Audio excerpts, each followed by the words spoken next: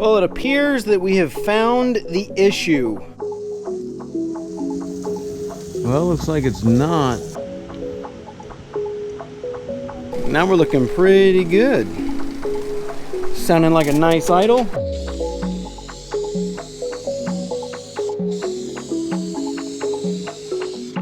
I think our idle is just a little low, and we're back. Today we're going to be looking at this little 25 horse Mercury this time and see what we got going on with this thing. If we can't get it running, if we can't make it viable, and if we can't save it. I do have a boat and a plan for this thing to go on, so let's get it up to the shop and see what's going on.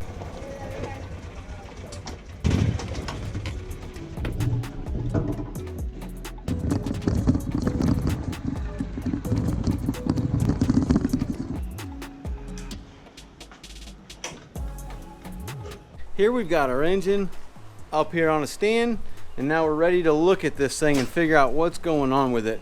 And to me, just looking at this thing, I think I got a pretty good idea of what's probably going on with it. Most likely the engine runs, but judging that the lower unit has been taken off and then is not all the way put back on, what's very common with these engines is that they overheat. And what's usually going on with this style is that a water tube comes from down here, goes up, and it's a copper water tube that then goes into this plate right here, the adapter plate of the engine, and it's got a rubber bushing around that copper tubing. Now, a lot of salt gets up in there since this is, partially exposed. It's not all the way exposed, but just salt buildup from being a water tube and sucking raw salt water up there. The salt will build up around that rubber grommet. It'll push it in, which then pushes the copper tubing in, and then it loses water pressure and just dumps the water out, thus losing water volume to the power head. And they usually overheat at idle and at speed, and just in general have an overheat problem. So most likely the power head will need to come off. This adapter plate will need to be looked at, and then once we look at the adapter plate, we'll have to put a new rubber grommet and possibly a new copper tubing in there to fix the overheat problem. Shift shaft's undone, but really this thing's not that bad. It's pretty clean for a 2010. I don't see a whole lot of problems. Everything seems to be plugged in. That's not done, so somebody's obviously been in there, maybe took a relay or something. I need to definitely start by checking the trim, because if I don't have trim on this engine, it's not going to work for what we want to use it for. So hopefully that trim unit works. We'll probably need to clean the VST, check all the rest of this stuff to make sure there's no blockages in any of the water, fuel, take a look at the fuel injectors, make sure they aren't clogged up, and then see if we can't get this biscuit running. Actually, I do want to check this trim unit first. So let me pop this cover off, all these wires up into here, and we'll put some power to there and see if the trim unit is working.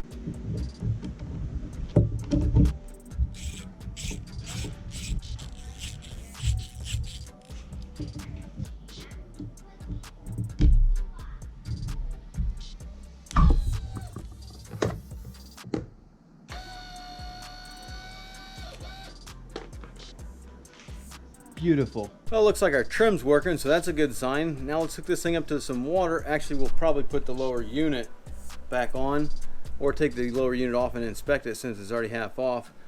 And if that's all good, we'll stick that back on, put some water to it, and see if this thing will start.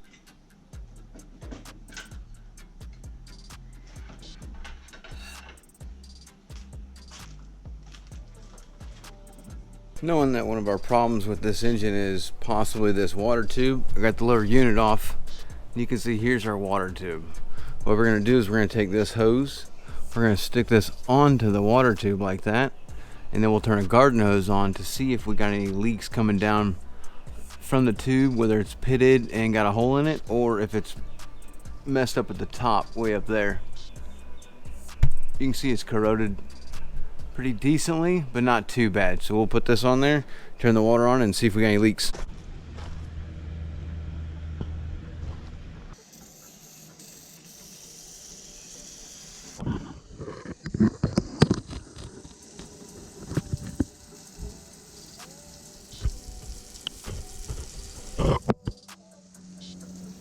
Well, looks like it's not a water tube, which is a good sign. I mean, look at that.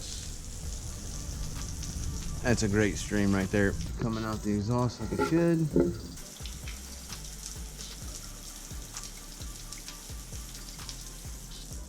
Well, the good news is that it's not our water tube, so that means that the power head doesn't have to come off, so that's a good thing. We just need to check this lower unit here, make sure the impeller looks good and everything's good with that. Then we'll stick this back on the engine and we'll see if we can get it started.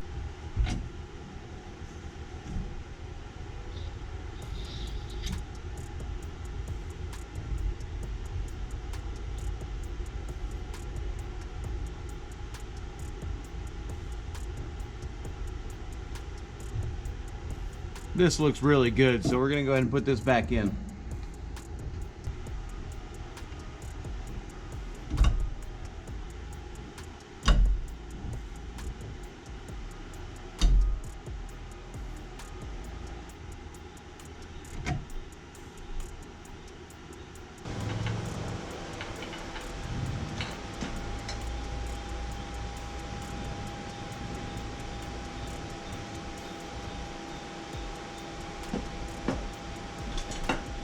Okay, got our key switch hooked up, got some fuel, battery cables, and water, so let's see what happens. Nothing. Nothing at all. Okay, so fuses.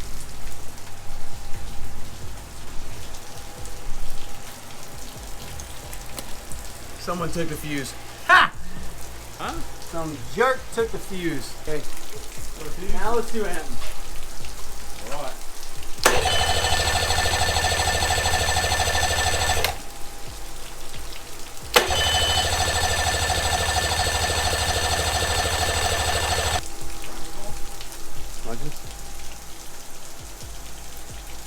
There's fuel.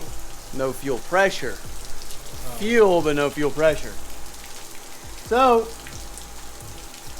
got no fuel pressure. Looking like we got to pull the VST because our high pressure fuel pump is not working.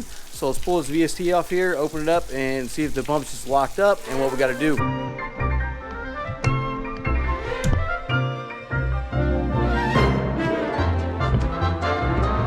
There she is. No.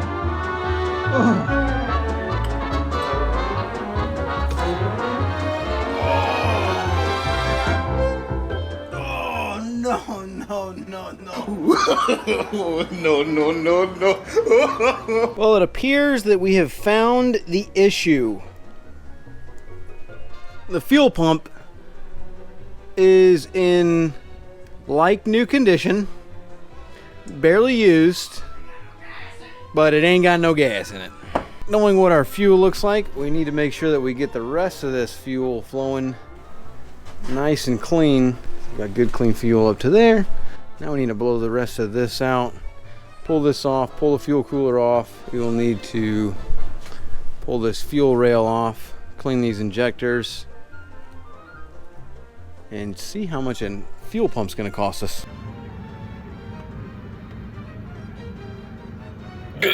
Oh, really? Wow. Well, that's unfortunate.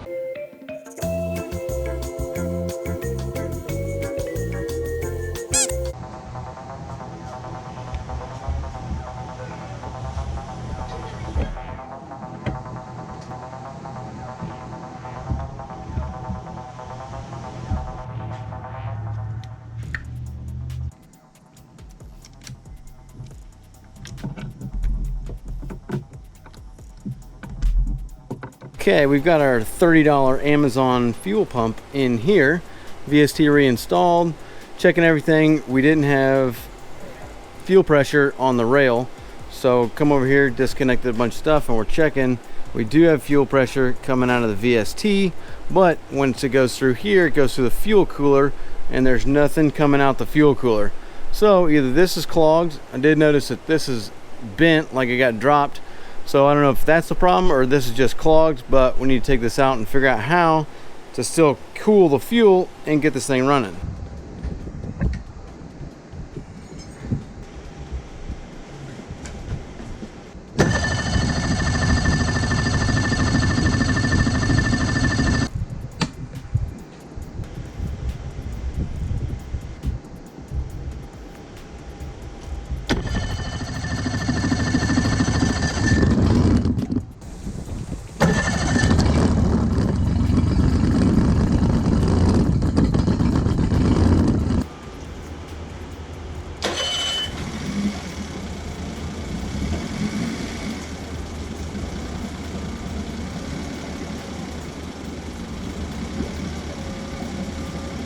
Though we are running, it looks like we've got quite a few issues. It's not getting enough air. I'll tell you that because you take this piece off right here, let more air into the manifold, and it'll rev up nice and fine. But it won't stay idling unless you give it air. So if you take it off, it's going to rev up.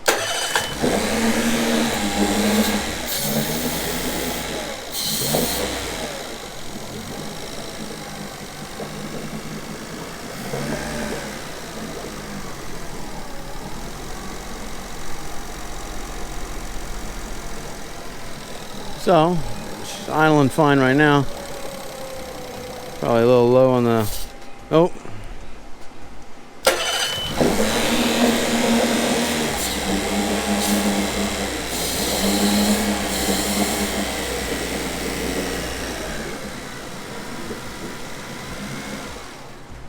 So, something's going on with either this throttle body or our idle air controller, which is right here.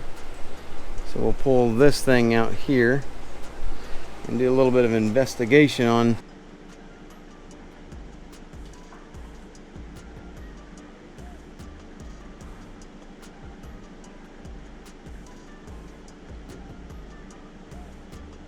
here. We've got our old IAC and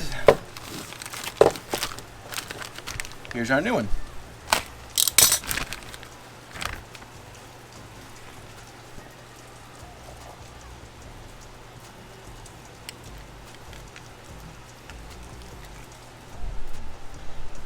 Now let's go put this thing on, see what happens.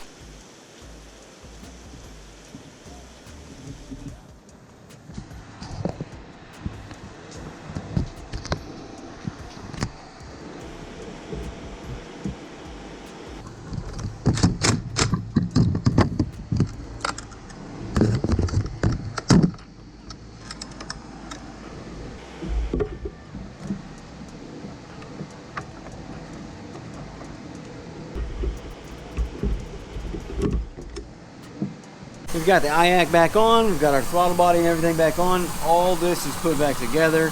So now we're just going to fill up with our water. And then once our water's full, we can start this engine and see if the IAC was our problem and if we got a good running engine. All right, now we're looking pretty good. Sounding like a nice idle. It's a little low, I might need to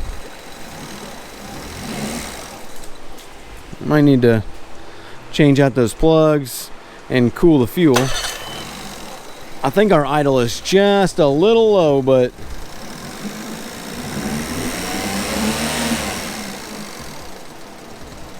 I think we're running pretty good. We still need to figure out something with this fuel cooler here. I got the fuel cooler disconnected, just going through this right here because this is smashed. But other than that, I do have a broken coil here, so a couple little things to fix.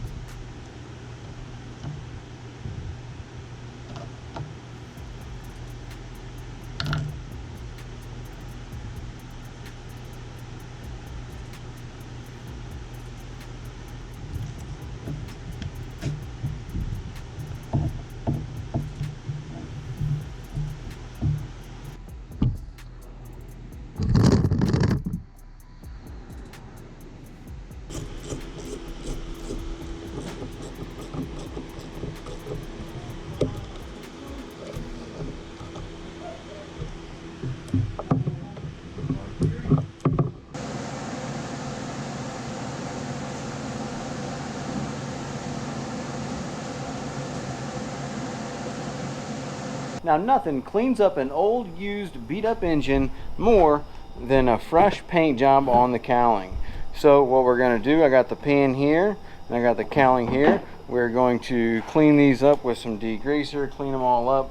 Once they're all cleaned up, we'll get these stickers off here, sand these down with some 220, and then we're going to spray paint them. I don't know if I'm going to do Yamaha gray or if I'm going to do white just yet. I think the boat, I mean, there is a black piece in between here and the cowling, so I think I'm going to do white just because the gel coat on the boat is white and everything else on the boat is white, so that would make it look a lot better. But I'm not 100% sure yet, so we'll find out once I get it sanded down.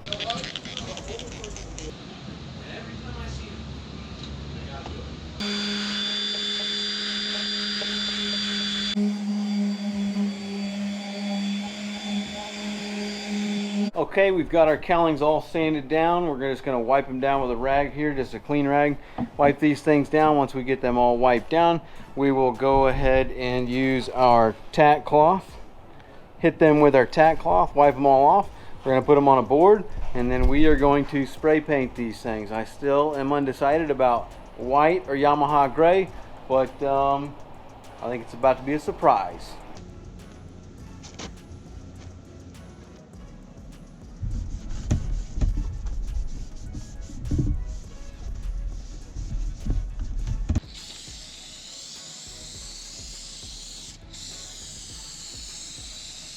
We got our first coat on there, looking a little sticky, a little questionable in some spots. It's not looking too bad. That's just our base coat. Yeah, there are a bunch of nicks and scratches. I don't care about those. We're not in the business of fixing those for this engine. Now, I do like the way this color is coming out though. It's looking pretty nice. So hopefully on our next coat, it's going to give it that real nice gloss. I'll lay it on a little bit thicker, a little bit smoother, and it'll fill over that black. It's because we're covering the black that makes it difficult to, the color doesn't come out just the way you want it just yet. But our second coat should really change that.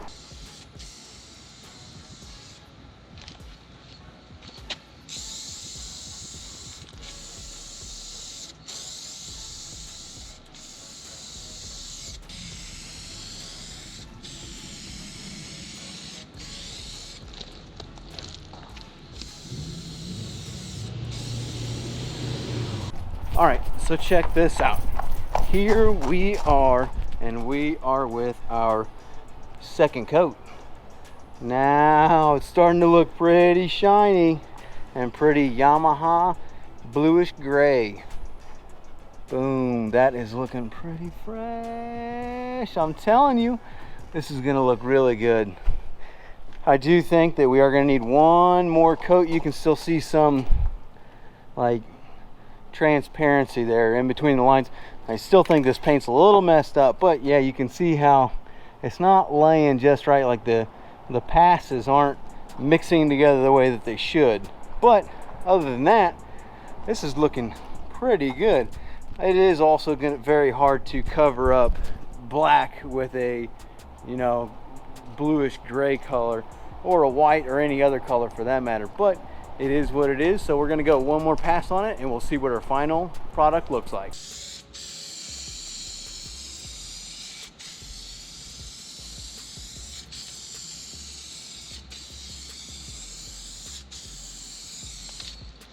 We got our third coat on the cowlings, and they are looking pretty slick. I mean, that looks pretty good if you ask me. I mean, for a can of spray paint, come on. That's looking really good. I'm debating on whether or not to put the clear coat on there, just because I have seen the clear coat mess stuff up, and that looks really good as is. A little shine to it. Actually, these are really shiny. I probably should have fixed those with some Bondo or something, but be all right. We could put some stickers or something on there. For a can of spray paint, these are looking really good. I mean, look at that. Look at that. That is just awesome. So, all right. Now the next thing we need to do, we got to put the top on here, and then we need to put our gasket on the bottom, as well as the gasket that goes there. Stick that back on the engine that's over there on the boat, and then once we get the two gaskets on there, get the side chap back on the engine. We do need to clean the engine up a little bit because it is pretty dirty. Then we'll be able to see what the finished product looks like for an outboard that we probably have, I don't know, maybe 250 bucks in it. I mean, 250 bucks to have a good running 25 horsepower and a working boat. Not bad if you ask me.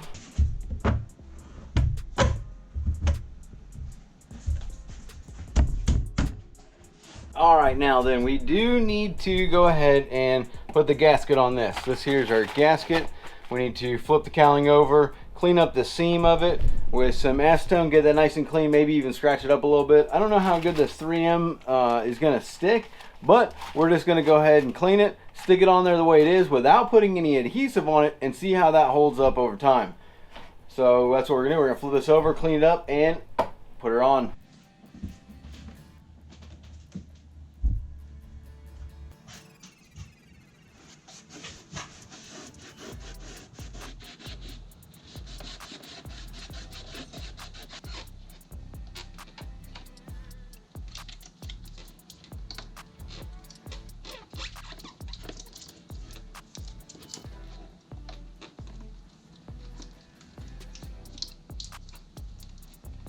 Now, I have generally found that what you want to do for something like this is to get the gasket started like that. Then we will pull one little piece off of the thing. Then we can put the gasket all the way around on without this.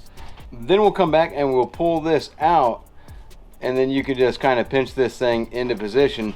But that way it leaves it nice and clean all the way around.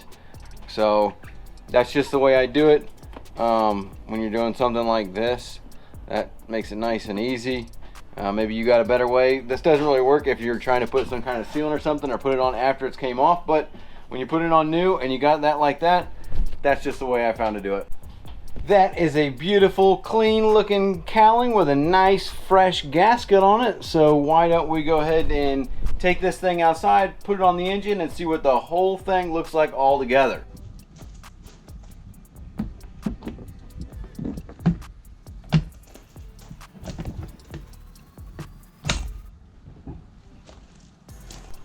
Let's go. Look at that. If that doesn't look like a Mercaha racing engine, I don't know what does.